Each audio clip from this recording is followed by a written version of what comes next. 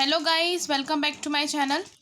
आज हम करने जा रहे हैं next topic of income tax. तो नेक्स्ट टॉपिक जो है वो है डाइवर्जन ऑफ इनकम।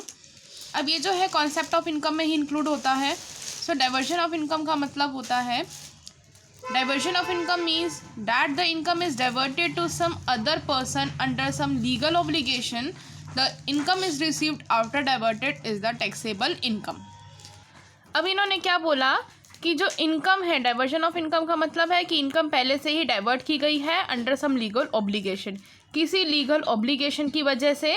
तो जो इनकम आपको रिसीव्ड होगी आफ्टर डाइवर्टेड वो टैक्सेबल होगी। अब देखिए, इसको एग्जांपल से समझते हैं। मान लीजिए आपको सैलरी जो है 50,000 रुपीज़ मिलती है। अब इनकम जो है वो डाइवर्ट हुई, किसी और अनदर पर्सन के हाथ में गई।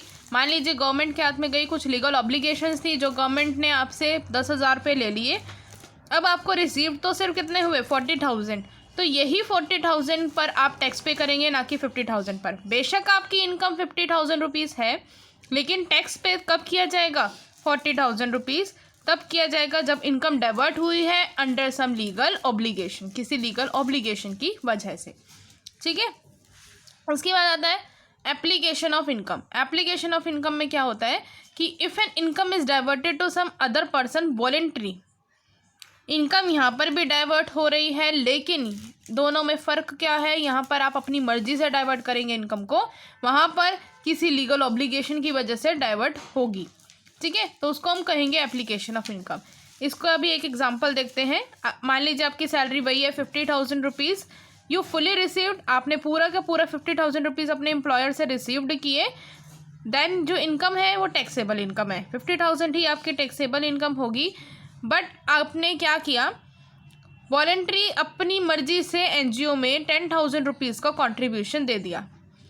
लेकिन आप ये नहीं कहेंगे कि मैंने तो 10,000 का कंट्रीब्यूशन दिया है तो 40,000 के ऊपर मैं टैक्स पे करूँगा। ऐसा नहीं होगा। आपको टैक्स जो है पूरा का पूरा अमाउंट से ही पे करना पड़ेगा, क्योंकि आपने वॉलंटरी अपनी मर्जी से दिया है। आपको इनकम तो पूरी रिसीव हुई ना, यहाँ पर तो आपको इनकम ही कम रिसीव हुई है, इस वजह से आपको जो टैक्स है वो 40,000 रुपीज़ देना पड़ा, 40,000 के ऊपर देना पड़ा। ठीक है। लेकिन यहाँ पर आपको इनकम पूरी रिसीव हुई, लेकिन आपने अपनी मर्ज़ी से कहीं कंट्रीब्यूशन किया, किसी को पैसे दे दिए, तो आप पूरे अमाउंट के लिए ही लायबल होंगे टैक्स पे करने के लिए। यहाँ पर कोई भी आपको रिलीफ नहीं मिलेगा। ठीक है। सो ये डिफरेंस है डाइवर्जन ऑफ इनकम के बीच में और एप्लीकेशन ऑफ इनकम के बीच में। उसके बाद आता है gross total income. The aggregate of the income under the following heads is known as gross total income. जो भी इस हेड्स के अंदर आएंगे उनको हम बोलेंगे ग्रॉस टोटल इनकम। अब कौन कौन से हेड्स आ रहे हैं, इनकम फ्रॉम सैलरी, आपको किसी सैलरी से इनकम मिली है। इनकम फ्रॉम हाउस प्रॉपर्टी, आपने कोई हाउस प्रॉपर्टी सेल की है, उसकी वजह से आपको इनकम रिसीव हुई है। प्रॉफिट और गेन्स ऑफ बिजनेस और प्रोफेशन, आप बिजनेस चला रहे थे या आप कोई प्रोफेशन में इंक्लूड हैं, उससे आपको कोई प्रॉफिट या गेन हुआ है तो वो भी आपकी ग्रॉस टोटल इनकम में आएगा। कोई कैपिटल गेन हुआ है आपको। इनकम फ्रॉम अदर सोर्सेज, अगर किसी अदर सोर्सेज से कोई इनकम हुई है इनके अलावा, तो हम उनको भी ग्रॉस टोटल इनकम में इंक्लूड करेंगे। फिर आता है टोटल इनकम। टोटल इनकम का मतलब होता है कि जो अमाउंट आफ्टर द डिडक्शंस बचेगा उसको हम टोटल इनकम कहेंगे। अब देखिए, आपकी ग्रॉस टोटल इनकम निकल कर आई थी, आपने क्या क्या ऐड किया ग्रॉस टोटल इनकम में, सैलरी की इनकम को ऐड किया, किसी हाउस प्रॉपर्टी की इनकम पर ऐड किया। ठीक है। और कोई प्रॉफिट हुआ है आपको वो ऐड किया इसमें। प्रॉफिट ऑफ बिजनेस, बिजनेस से कोई प्रॉफिट हुआ है या किसी प्रोफेशन से आपको कोई प्रॉफिट हुआ है वो ऐड किया। साथ में आपने क्या ऐड किया, कैपिटल गेन, और किसी अदर सोर्स से कोई भी आपको इनकम अगर रिसीव हुई है तो वो भी आपने ऐड करी। तो आपकी क्या निकल के आई थी, ग्रॉस टोटल इनकम। ठीक है। अब इसमें आपने कुछ डिडक्शंस किए अंडर द सेक्शन 80। ठीक है। यहाँ पे जो सेक्शंस आते हैं वो 80C टू 80U तक आते हैं। ठीक है। अब इसमें कुछ ऐसे डिडक्शंस हुए, डिडक्शन हुआ, मान लीजिए एजुकेशन सेस आपने पे करा, या आपने जो है हेल्थ पर कुछ पे करा, ठीक है, इन सब चीज़ों पर अगर आपने 80 सेक्शन और 80U तक के जो सेक्शन हैं उसमें अगर आपने कुछ पेमेंट की है, उसकी डिडक्शन हुई है, आपको कुछ रिलीफ मिला है, वो डिडक्ट हुआ आपकी टोटल इनकम में से, फिर बाकी की जो इनकम आपके पास बचेगी उसको हम कहेंगे टोटल इनकम। हम पहले क्या निकालते हैं, ग्रॉस टोटल इनकम निकालते हैं, उसमें से जो भी डिडक्शंस किए जाने चाहिए under the section 80C to 80U, यहाँ पे जो भी डिडक्शंस होंगी वो हो जाएंगी under section 80C to 80U, ठीक है। उसके बाद आपकी यहाँ निकल के आ जाएगी टोटल इनकम, ये होती है टोटल इनकम। सो इस वजह से इसकी जो डेफिनेशन है यही बोल रखा है, total income means the amount left after making the deductions under section 80C to 80U from the gross total income, ठीक है। अब इसका डिफरेंस कर लेते हैं ग्रॉस टोटल इनकम का और टोटल इनकम का। तो पहला डिफरेंस है aggregate of various heads of income is called gross total income. जितने भी हेड्स आ रहे हैं इनकम के उन सब हेड्स को मिलाकर ग्रॉस टोटल इनकम बनता है। लेकिन टोटल इनकम कब बनता है, जब आप उसमें डिडक्शंस कर देते हैं under the section 80C and 80U, तो जो बैलेंस बचता है वो टोटल इनकम होता है। इस टोटल इनकम पर टैक्स पे करना पड़ता है, ठीक है। ग्रॉस टोटल इनकम को आप राउंड ऑफ नहीं करते, लेकिन जो टोटल इनकम होती है उसको राउंड ऑफ किया जाता है नियरेस्ट 10 रुपीज़ के नियरेस्ट में, ठीक है। नेक्स्ट पॉइंट है टैक्स जो है एक is not levied on gross total income. आपका जो टैक्स है वो ग्रॉस टोटल इनकम पे नहीं लगता, किस पर लगता है, टोटल इनकम पर लगता है। और जो टोटल इनकम है उस पर जो टैक्स रेट होगा वो भी प्रिस्क्राइब मैनर में होता है, ठीक है। उसके बाद नेक्स्ट पॉइंट है कि gross total income can not be less than total income. Gross total income कभी भी टोटल इनकम से कम नहीं होती, लेकिन total income gross total income के बराबर भी हो सकती है और उससे कम भी हो सकती है। ग्रॉस टोटल इनकम वो टोटल इनकम है जिसमें से टोटल इनकम निकलती है ना, तो ग्रॉस टोटल इनकम तो पूरी वो इनकम है जिसमें से आपकी टोटल इनकम निकलेगी। तो ग्रॉस टोटल इनकम में तो आप ये नहीं कह सकते कि ये कम होगी, तो ये हमेशा हाई होगी, ज़्यादा होगी टोटल इनकम से, ठीक है। अब टोटल इनकम जो है ग्रॉस टोटल इनकम के इक्वल हुई हो सकती है, या मान लीजिए ग्रॉस टोटल इनकम निकली, इसमें से कोई भी डिडक्शन नहीं हुआ, तो ये क्या है, gross total income is equal to total income, यही टोटल इनकम बन जाएगी। लेकिन अगर डिडक्शन हुआ है तो ये कम होगी, या तो इक्वल होगी या less than gross total income, GTI, ठीक है। नेक्स्ट पॉइंट है कि जो एग्रीकल्चर इनकम होती है वो GTI में इंक्लूड नहीं होती, लेकिन जो टोटल इनकम है उसमें एग्रीकल्चर इनकम अगर 5,000 से ज़्यादा है तो उसको इंक्लूड किया जाएगा और वो बाद में टैक्सेबल भी होगी और उस पर टैक्स पे करना पड़ेगा। नेक्स्ट है casual income. Any receipt which is of a casual and non recurring nature is casual income. ऐसी कोई रिसिप्ट जो कि अचानक से हुई है, एक नॉन रिकरिंग नेचर की है, तो उसको हम कैजुअल इनकम में इंक्लूड करते हैं। It is in the nature of unexpected windfall. ये ऐसी इनकम होती है जो एकदम से हो जाएगी, आपने एक्सपेक्ट नहीं किया होगा। मान लीजिए आपने कोई लॉटरी जीत ली, तो ये भी क्या है, अनएक्सपेक्टेड है, आपने नहीं सोचा था कि आप जीत जाएंगे लेकिन एकदम से जीत गए। तो winning from lotteries, crossword puzzles, card games and other games of any sort और फ्रॉम गैम्बलिंग और बैटिंग ऑफ एनी फॉर्म और nature whatsoever are casual income. किसी भी तरह का हो नेचर, आप अगर कुछ विन करा है वो भी अचानक से नॉन रिकरिंग नेचर का है, तो हम उसको कैजुअल इनकम में इंक्लूड करेंगे। लेकिन कैजुअल इनकम में अब क्या क्या इंक्लूड नहीं होगा ये ध्यान से देखिए। पहला पॉइंट है कि कोई कैपिटल गेन हुआ है वो नहीं होगा। कोई रिसिप्ट आपको बिजनेस से या प्रोफेशन से मिली है, आपके ऑक्यूपेशन से मिली है, आपको इनकम रिसीव हुई है वहाँ से, तो वो भी नहीं होगा कैजुअल इनकम में include. Receipt by way of addition to remuneration of an employee such as bonus. अगर आपको आप एम्प्लॉय हैं, आपको रेम्यूनरेशन मिली है, बोनस मिला है, ग्रेच्युटी फंड मिला है, प्री रिक्विजिट्स मिला है, तो इस इनकम पर भी आपको टैक्स पे करना होगा। ये कैजुअल इनकम नहीं मानी जाएगी। कैजुअल इनकम पर भी टैक्स पे करना होता है, जो कि मेनली रेट होता है 30% का, लेकिन इसको हम कैजुअल इनकम में इंक्लूड नहीं करते। उसके बाद वॉलेंट्री पेमेंट रिसीव्ड इन the exercise of occupation are not treated as casual income.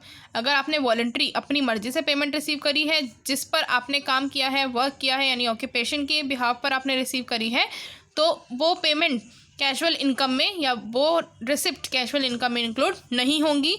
जैसे मान लीजिए अब जब आप कार सीखने जाते हैं तो उस टाइम पर जो ट्रेनर्स होते हैं वो क्या करते हैं, आपको टिप्स देते हैं। तो वो टिप्स क्या देते हैं, उनका ये ऑक्यूपेशन है, इन पर वो अगर इनकम रिसीव करेंगे तो वो क्या होंगे, इनकम कैजुअल इनकम में इंक्लूड नहीं होगी, वो नॉर्मल इनकम मानी जाएगी। ठीक है, अब इसका एक और एग्जांपल ले लेते हैं। अगर एक आर्किटेक्ट ने एक प्लान सबमिट किया है कंपटीशन में फॉर कंस्ट्रक्टिंग अ बिल्डिंग को कंस्ट्रक्ट करने के लिए, और उसमें उसने प्राइज़ जीता, तो ये इसकी इनकम फ्रॉम प्रोफेशन है, तो इसको भी आप जो है कैजुअल इनकम में इंक्लूड नहीं करोगे। बेशक उसने प्राइज़ तो जीत लिया, लेकिन वो उसने किस बिहाफ पर जीता है, अपनी प्रोफेशन के बिहाफ पर जीता है। A gift from a relative is not income at all. कोई भी गिफ्ट अगर आपको आपके रिलेटिव से मिल जाता है तो वो भी इनकम में नहीं इंक्लूड होगा। बर्थडे गिफ्ट्स या वेडिंग गिफ्ट्स आपको मिलते हैं तो आप इनको कैजुअल इनकम में इंक्लूड नहीं करेंगे। उसके बाद payments by husband to his wife under an agreement to live apart as maintenance allowance is neither. अगर कोई पर्सनल गिफ्ट दे रहे हैं या किसी जो हस्बैंड है वो अपनी वाइफ को कोई पेमेंट दे रहा है अंडर सम एग्रीमेंट, किसी एग्रीमेंट के चलते, तो वो भी इनकम जो है आपकी कैजुअल इनकम नहीं मानी जाएगी, लेकिन वो टैक्सेबल होगी। फिर कुछ अदर प्रोविजंस हैं जो कैजुअल इनकम से रिलेटेड हैं। Expenses are not deductible if expenses are income to receive casual income. अगर आपने कोई एक्सपेंस किया है कैजुअल इनकम को रिसीव करने के लिए, तो उस एक्सपेंस को आप डिडक्ट नहीं करेंगे आपकी इनकम में से। मान लीजिए किसी पर्सन ने लॉटरी की टिकट्स खरीदी थी और उसकी लॉटरी लग गई, तो वो ये नहीं कहेगा कि मेरी लॉटरी की टिकट्स 1000 रुपीज़ की मैंने खरीदी थी तो मेरे इस 1000 रुपीज़ को वहाँ पर डिडक्ट किया जाए। तो इस तरह से नहीं होगा। कोई भी एक्सपेंस अगर आपने खर्च किया है तो वो अलग होगा और आपकी इनकम अलग होगी, तो आपको पूरी इनकम पर ही टैक्स पे करना होगा, वहाँ पे कोई भी डिडक्शन आपको नहीं मिलेगा।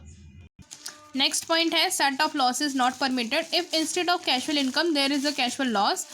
अगर आपको कैजुअल इनकम की जगह कैजुअल लॉस हो जाता है तो आप उस लॉस को डिडक्ट नहीं कर सकते या आप उसको सेट ऑफ नहीं कर सकते अपनी इनकम में से। For example, if a person wins इन a card game on the first day, पहले दिन तो वो कार्ड गेम जीत गया लेकिन उसको नेक्स्ट डे लॉस हो गया, तो वो उस लॉस को सेट ऑफ नहीं कर सकता अपनी इनकम में से।